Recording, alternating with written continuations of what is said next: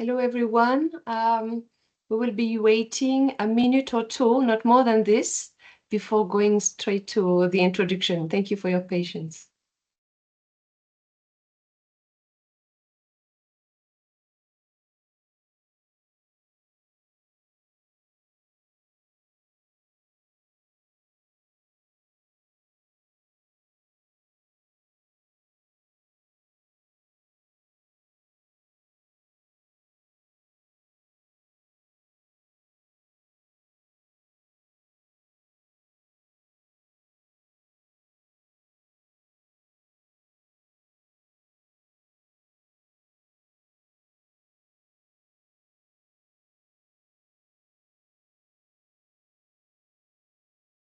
All right, welcome everyone to this Gender Equality in Education Community of Practice meeting. My name is Hélène Cron. I am education specialist at UNICEF Regional Office for Eastern and Southern Africa, based in Nairobi. I will be facilitating this call. I am actually leading on the KICS-19 project in UNICEF EZARO, and I am very happy to welcome you on behalf of the consortium of the KICS-19 partners, UNESCO ICBA, and the AU and UNICEF. This community of practice is made for countries, government, ministries of education, and their partners to come together and learn from each other. And UNICEF is particularly leading on some areas, including ECE, gender equality in education, but also inclusion and equity.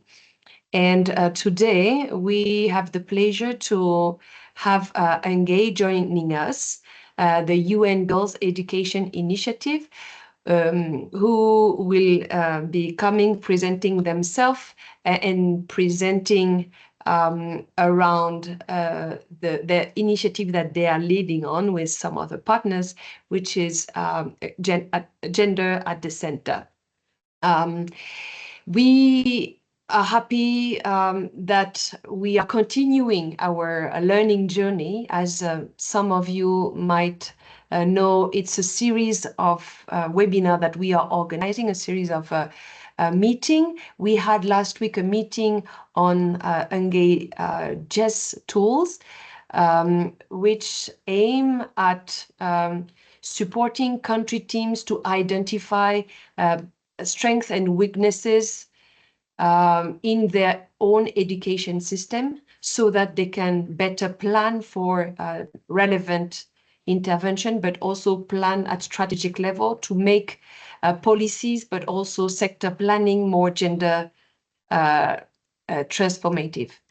And today, thanks to UNGEI, we will talk about actually gender responsive sector planning with this initiative, and we are very happy that we can really discuss, and we really would like to invite you after the presentation to reflect on what has been the journey in your own country, and if in case possible, also come with sharing your own experience, whether you have been in this position of trying to make education sector plan more gender responsive to then now really trigger down to outcomes and results for girls in their own life. So I think all of us are very much aware that, this topic has been on the table, and it, for many years we have been working all together to change the narrative around girls' education. We are still struggling in some part of the continent. Reason why we need to double efforts to make sure that girls have the equal opportunity as boys to get quality education, and education that is not carrying social norms that could be harmful for them. I would like to particularly thank you, our partners, of course, UNGEI, who will be, of course, introducing themselves, the team, Eline and the team, but also colleagues at the Secretariat, KICS 19 Secretariat, AU, as well as UNESCO IIEP, because all we are trying to push knowledge sharing within the 19 countries that is constituting, or that is how to say, forming the KICS 19. So KICS 19 is a project that is funded by GBE and IDSC, and the objective of this project is to create hubs. So there is one hub which is KICS 19, composed of 19 Anglophone countries in Africa, and there is also another hub, KICS 21, which is composed of 21 Francophone countries. And the idea of these hubs are that those countries come together regularly to learn from each other, to generate evidence, but also share their good practices to the others. And we are here now today to talk about gender equality, hopefully to learn from UNGEI and from countries who would like to share their experience. So I would like to ask you to introduce yourself in the chat so that, we know each other. And with this, I would like then now maybe to pass the floor to Eline to introduce yourself and your team and go on with your presentation. Over to you, Eline. Thank you so much, Hélène. It's a pleasure to be here again. Some of you were here last week, but it's really good to be again in this community. My name is Eline Versluis. I'm part of the UNGEI team. UNGEI is, as Hélène said, the United Nations Girls Education Initiative. We are hosted within UNICEF, and I lead our Gender at the Center initiative within UNGEI. And I'm here with my colleagues Alima and Jaloud. So I'll pass it over to Alima first to present herself. Good morning, everyone. I'm Alima Bukari Marcos. I'm at the regional office in Wakaro here at Dakar, and I'm in charge of the portfolio of girls' education. Happy to be here. Thank you. Over to you, Charlotte. You're welcome. Hi, everyone. Good morning again. Happy to be here among you. Charlotte Touré, education specialist. I'm working from Bamako office, UNICEF.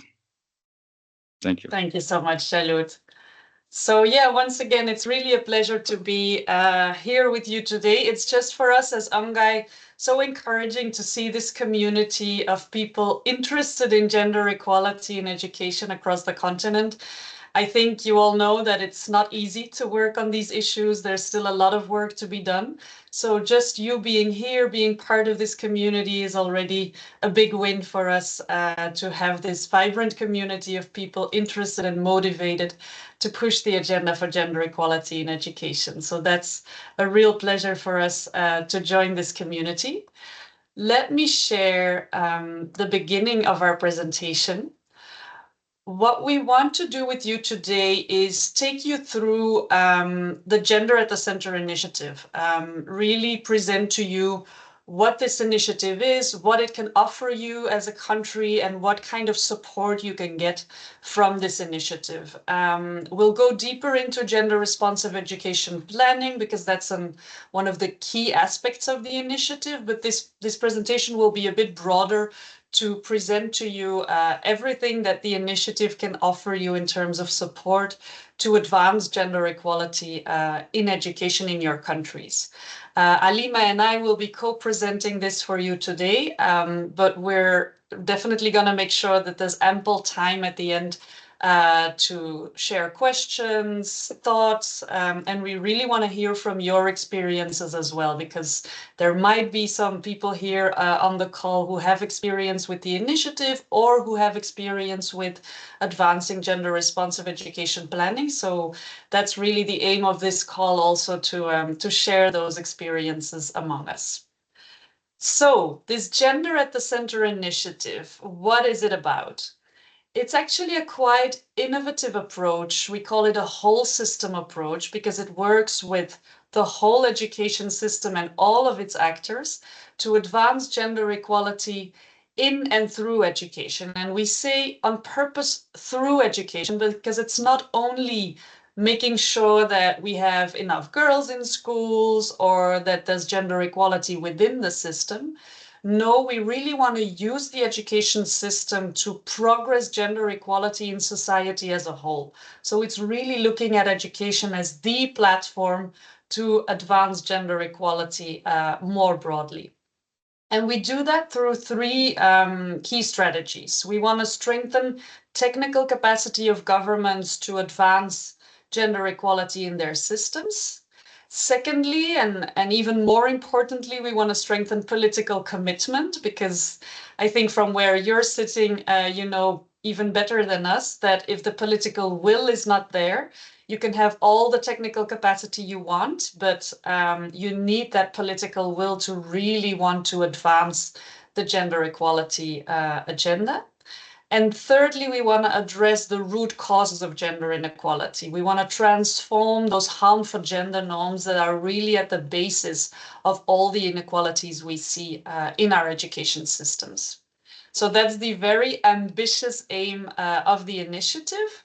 We're a program, but we're most importantly a movement. We're an Africa-wide movement for gender transformative education, bringing all the countries together that are involved in this initiative, all the actors in a movement that we call the GCI Alliance.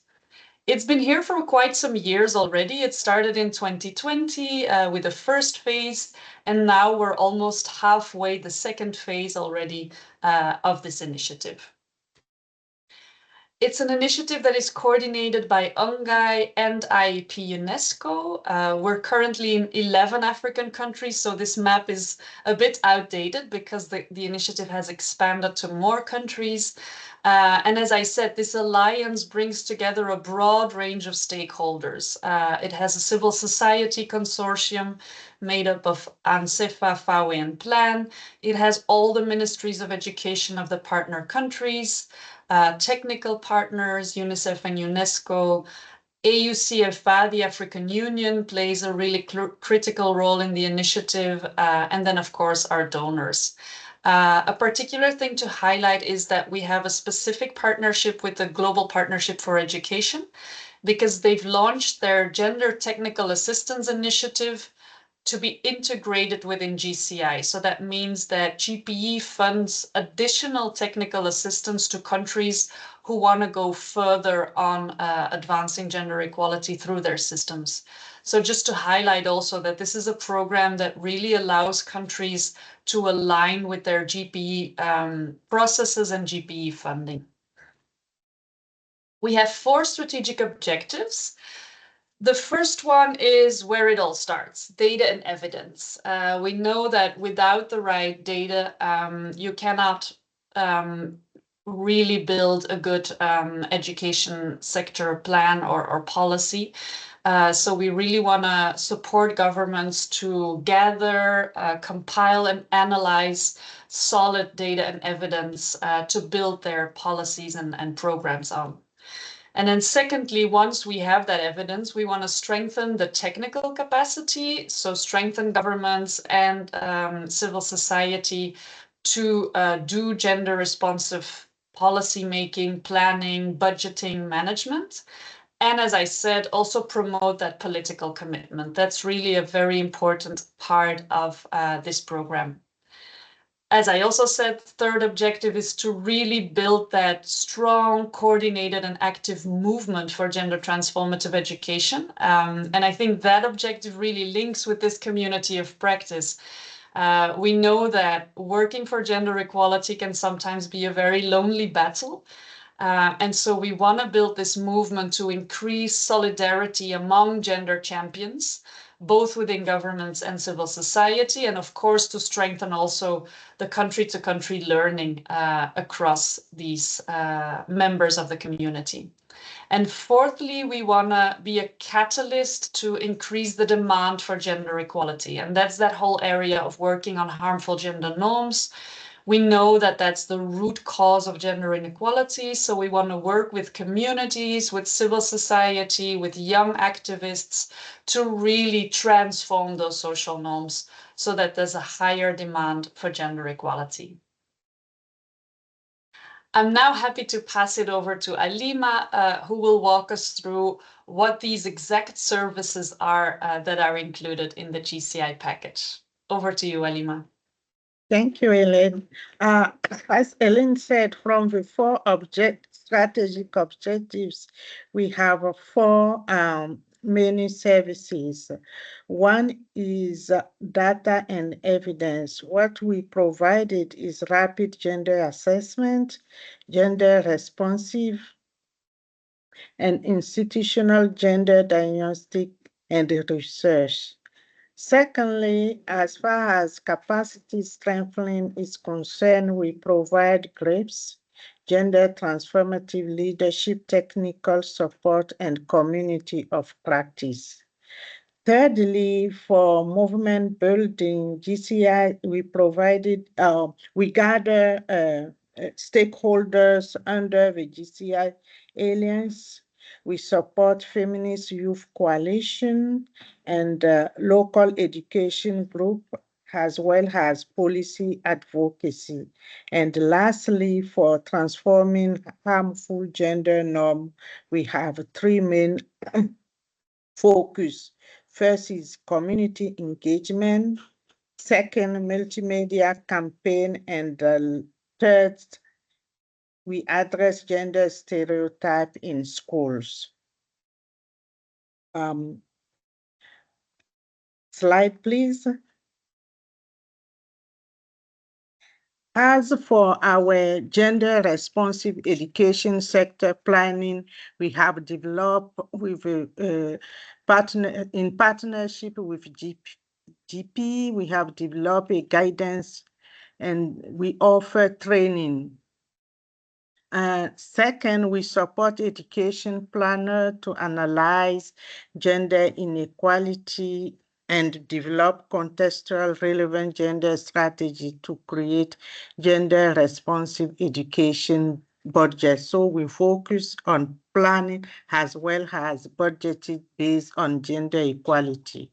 We also bring together multi-actor team as we are doing now, including government, civil society, GP grant agent, and local education group members for joint analysis and planning. We are doing that now in Chad as well as in Côte d'Ivoire.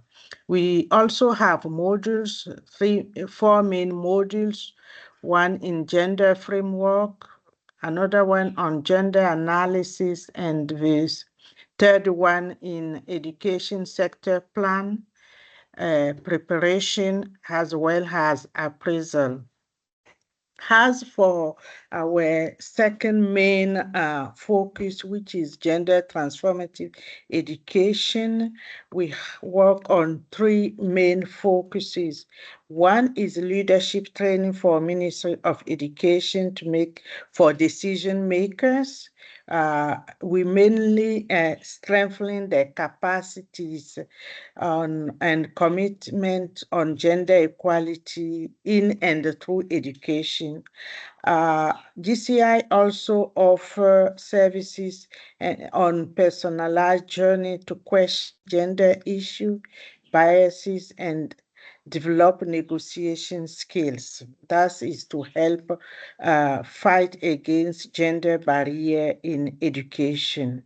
And also we support a peer network for country-to-country learning and solidarity.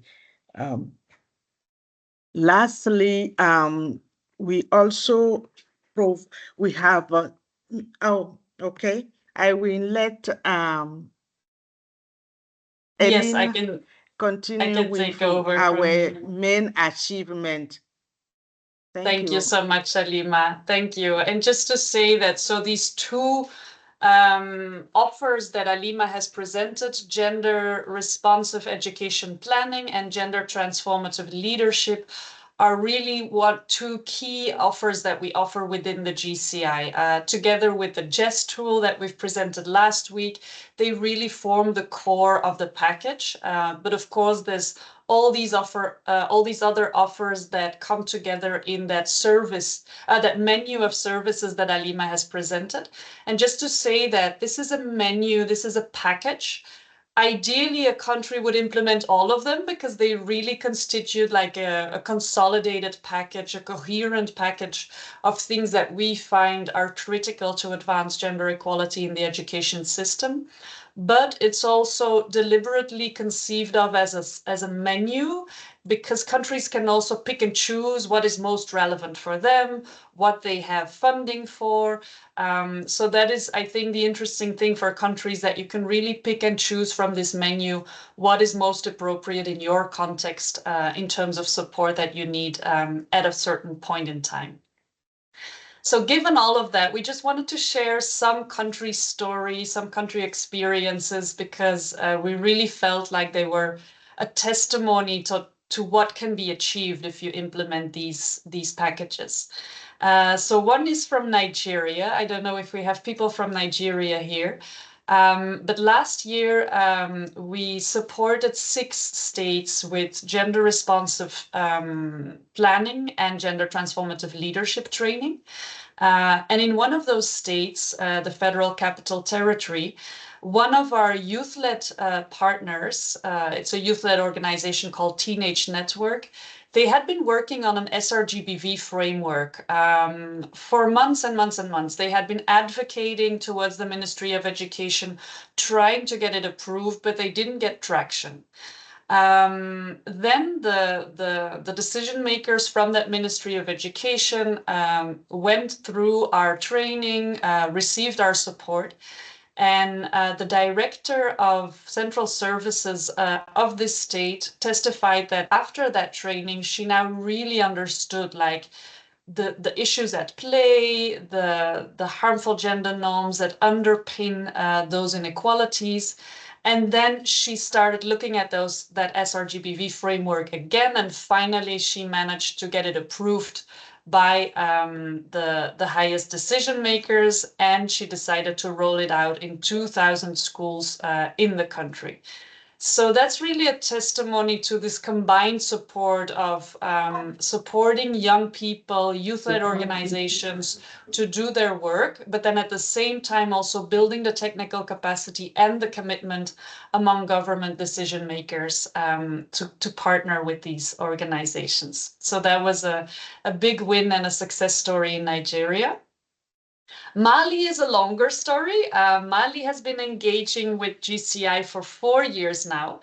And they've gone through several parts of the GCI journey. They've received capacity building, we've done the gender assessment using the GES tool, and we've also strengthened their political commitment. They're a signatory of the Freetown Manifesto, which you might know. And so all of that whole journey led to Mali now adopting a gender action plan for the Ministry of Education, and also rolling out a leadership program for women teachers and women school leaders.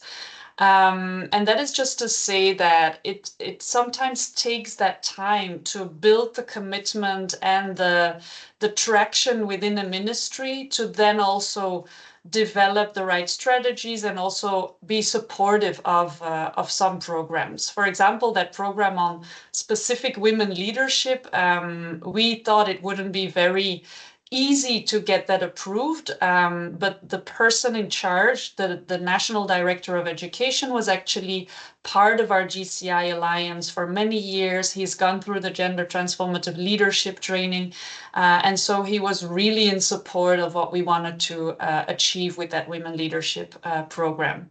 So that's also a testimony to the things you can achieve with that long-term support. And then lastly, in Burkina Faso, we had a delegation from government officials taking part in our regional gender transformative leadership training. At the end of the training, they developed an action plan to advance gender equality in their education system.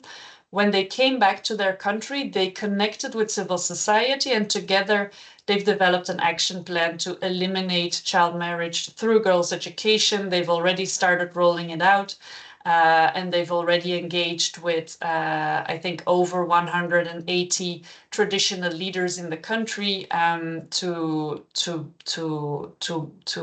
build this fight against child marriage. So just some country stories. I hope you have more to share afterwards.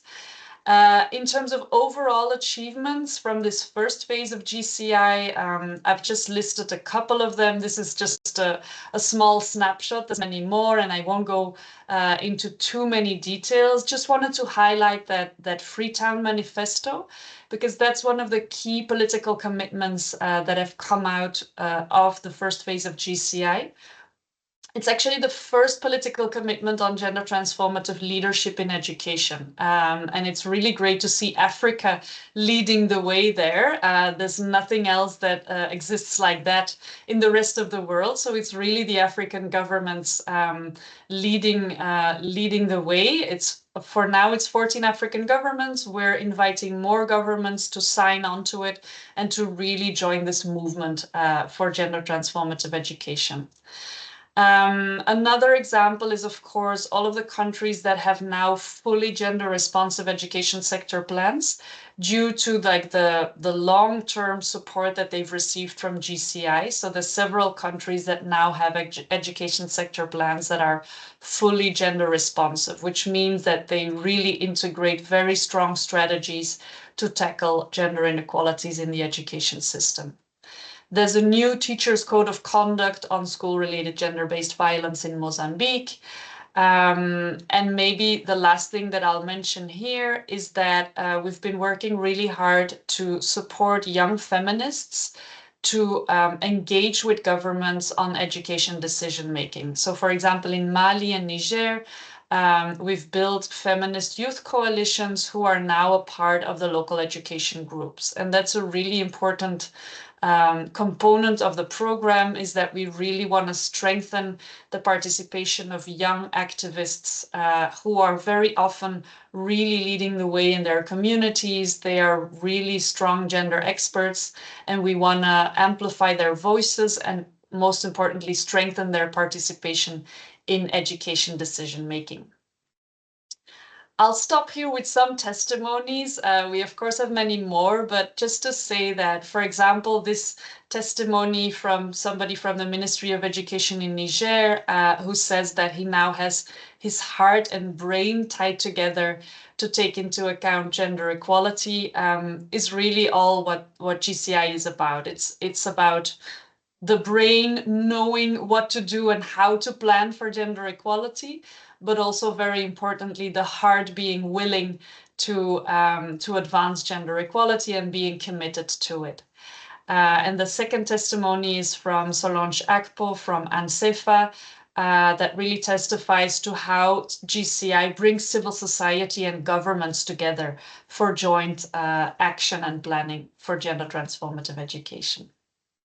So that's a whole lot. I hope we haven't overwhelmed you with all this information, but yeah, would really love to hear from your experiences, your questions on how it's going with gender responsive planning in your countries and how we can support you. Thank you very much. Thank you so much, Eline and Lima, for the presentation. We would like now to open the floor. Maybe just before opening the floor, I would like to ask you, Eline, so if I'm in a country that is not GCI country, but I am interested, in some of the services that you have presented. How does that work? Just to be a bit clear on this, because you said that you had 8 countries, then you extend it. So how does that work? Is it you have to be a GCI country to get the support, or how does that work? Yeah, that's a really good question. And it links back to that menu of services. So indeed, one option is that you become a fully integrated GCI country. That is when a country would, for example, find considerable funding to integrate the full package. One example is, for example, we're currently working with Gambia, with the ministry and with the UNICEF country office to find donors who want to fund the whole GCI package. So that's one option. The other option is that a country says, oh, we just want to have a series of GRESP trainings, or we want to do a GES assessment. So we want to implement a particular piece of the package. For that, again, the country would need to find a little piece of funding. Very often with a lot of countries, this works through the GPE funding. So a country might have a system capacity grant or another grant from GPE where there's some budget available to implement some of these services. So that's what we're also doing with, for example, Ghana. Ghana has requested our support on a GES assessment and a GRESP training, for which the ministry has liberated some of the GPE funding. So that's how it normally works. And then very practically, you can get in touch with us directly at UNGEI, but you can also work through your local UNICEF country office, and they will connect you to us. Thank you.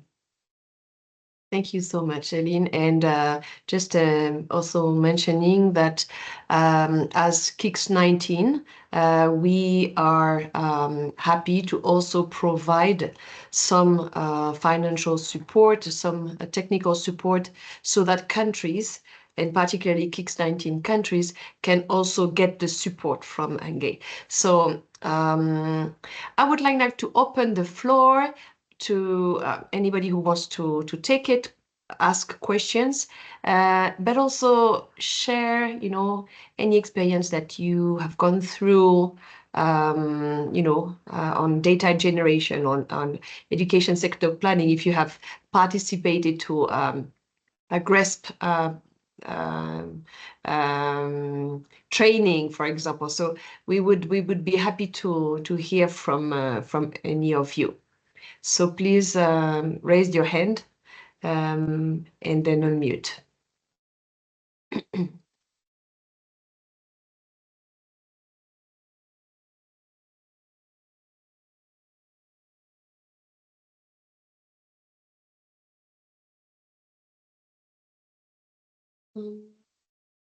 I see one question from Marianne in the chat, but it's more an interest of being in contact with your Nigeria colleagues working on GCI, so that we can connect the dot maybe between what KIX-19 is supporting, the KIX focal point within the Ministry of Education, and the colleagues there working on GCI. Please don't be shy. We would be happy to hear your voice and your experience.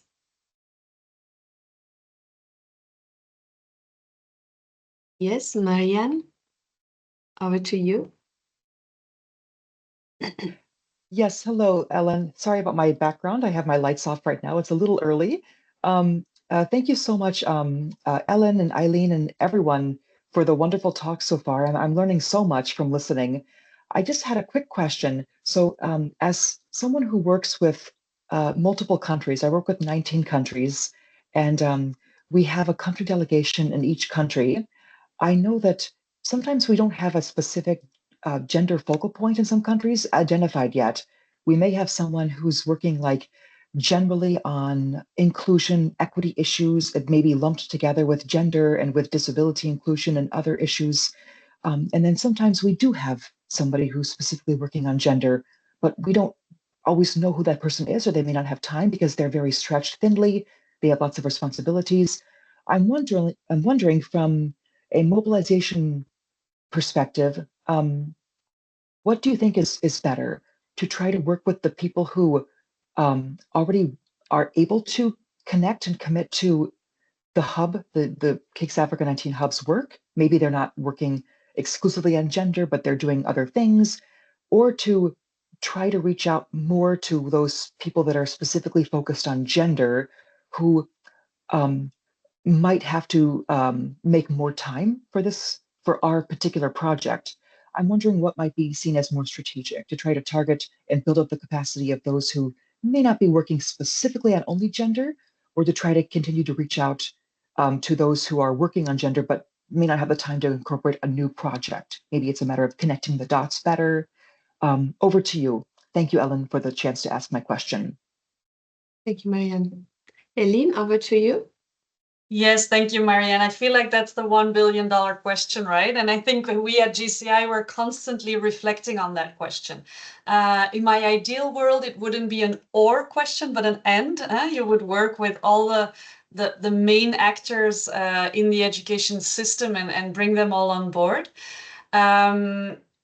First of all, I think there's a really interesting study that we've done in the 8 initial GCI countries on the strengths and weaknesses to advance gender equality in the education system. And I can share that report later, that really looks at the power dynamics within a ministry.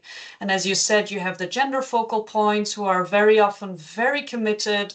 Maybe some of you are on this call, but then sometimes it's difficult for them to really advance that agenda within their institutions because they don't have the right decision-making power, they're not connected to the right people. So that's one area where I think working with the gender focal points has the advantage of very often having a really committed basis of people who really want to change things in terms of gender equality, but then sometimes don't have all the decision-making power that is needed to truly and impactfully advance gender equality. On the other hand, and I think that's the angle that GCI has taken, is that we've really tried to target people who are at a certain level of decision-making within the ministry. So our GCI focal points are mostly at director level. And we've made sure that we always have 2. We have one that is focused on gender equality. So these are often the directors of girls' education, the directors of gender equality within the Ministry of Education. And the second one is most often the director of planning, because we know that it's really these positions that you need to make sure that planning goes in the right direction. So I think that for me would be a really lesson learned from our initiative, is that you need both those positions to work together. And we've really tried to strengthen the ties between those positions within a ministry as well. And then, of course, between countries. So yeah, I think it all depends on what you want to achieve with your movement. I think if I reflect on your community of practice, I think we should also, as a next step, make sure that we make the connections between your community and this GCI Alliance to make sure that we have everybody on board in this big movement for gender transformative education that we're building here. Thanks. Thank you. Great response.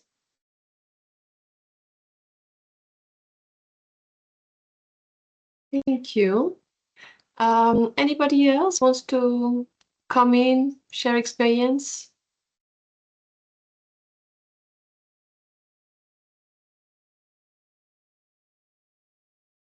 So maybe I just would like to ask you, Eileen, you are talking about alliance.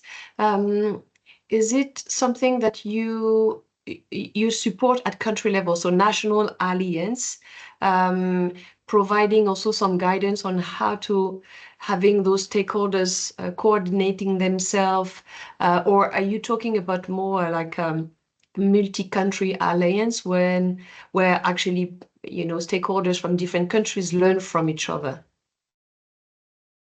Yeah, thank you. It's actually both. So we work at the national level to really make sure that we build an alliance at national level. because that's our true conviction that you cannot do it on your own as a government. You need civil society, you need young activists. And we've seen some great things happen because, of course, also thinking back of these gender focal points within the ministry, they're often so alone, right? They really try to push for gender equality, and then there's this whole resistance from these very difficult institutions like ministries that it's really difficult to make progress. And then when they get the support from gender allies, gender champions within civil society, they stand much stronger. So we really also want to break that dichotomy of like, oh, civil society is being seen as an opponent of the government and they only criticize the government. No, we really try to build those alliances, an allyship between gender champions, both in civil society and in government. And a specific mention of these young activists, because we've really seen, for example, in Mali, what happens when young feminists sit together with senior feminists within the government. And it's almost magic happening, right? You see this intergenerational learning and the solidarity happening. And I think Jalud can testify, where we once had a workshop where the young feminists brought up the issue of gender-based violence, and they really dared to speak up about it. And it's only then that the older women within the ministry dared to say, oh, yes, I've experienced this as well. And they were kind of encouraged by the young people to put this issue out there and to speak up about it. So it's not only the older people teaching the younger people, but it's often in the other direction as well. So that's for the national coalitions. And then we have, when we talk about the GCI Alliance, it's actually the continental multi-country group that we have. And that's really important for us as well. And I think you have the same ambition with this coalition of practice, but we see that that's often where the biggest change happens, when countries learn from each other, from actual experiences in other countries. That's where countries can really learn to take the right action. And we've had, for example, an example with a workshop we did with 8 countries last year, where there was really practical examples being shared. I remember Burkina Faso sharing that things had actually started changing for them once they had a dedicated directorate for girls' education with a budget.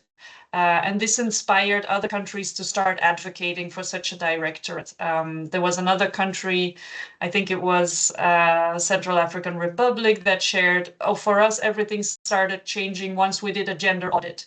And that really started a process of advancing gender equality, but everything started with a gender audit, and that then inspired another country to start doing a gender audit. So it's this very practical sharing of experiences and learning between countries that we want to stimulate with the alliance. And of course, more broadly, solidarity. It again goes back to needing to strengthen solidarity. I think especially in these times where we see a very fierce backlash against gender equality, and it can be really, really frightening and severe. We need that solidarity between like-minded allies from different countries across the continent to support each other and to motivate each other. Thanks. Great response. Thank you. Thank you very much. All right. I see no hands, so I think we're gonna go to the closing of this webinar. And I would like to thank you all, first of all, of course, Eileen, Alima, and the UNGEI team for coming and bringing your knowledge, your expertise, but also your motivation. We are happy that you have joined us. We would like to encourage the KICS 19 countries, the countries in Africa, to reflect and to think about what they need, in this menu of services. It could be through GCI, it could be from maybe other initiative. It could be, but I think it's all good. We are closing now, at least those 2 the second meeting. We have seen last week how some tools like the GES tool can support countries to assess where they are in their journey, and particularly looking at their data on the demand side, supply side, where are the gaps and where we should act. And then now today we have talked about how to move from the analysis, sector analysis or analysis to now the sector planning and the type of services that maybe UNGEI through GCI can provide to countries. We are happy at KIX-19 together with UNESCO, ICPA and AU and UNICEF to support any countries who are in any place in this continuum, let's say, to support them where they are. I think it is important to come as a team, as you said, Eileen. I would like to reflect on my own experience when I participated in one of the GRESP meeting back in, I think it was in Lomé in Togo. And we came as a team with UNICEF Guinea, but also with someone from the Ministry of Finance, with the Director of Planning, Ministry of Education, with the gender focal point. It was a whole team coming together and committing. And I think also I have seen a change, when you feel that it's a group commitment rather than maybe the responsibility of one person within a ministry. So well done. Thank you for your work and your passion. We are trying also to support any countries that would like to proceed and move forward. So on behalf of the KIX-19 partners, I would like to close this meeting. Thank you to all the participants. Please reach out if you feel that you need some support. We will have in August other meetings of the Gender Equality in Education Community of Practice. We are looking forward for one, at least on the implementation of re-entry policy for young mother. And we will have probably one also on gender responsive pedagogy in August or September. So please keep interacting and keep being involved in this community of practice. We need to learn from each other. So thank you again and have a good rest of the day. Bye. Thank you. Bye-bye, everyone. Bye. Thank you.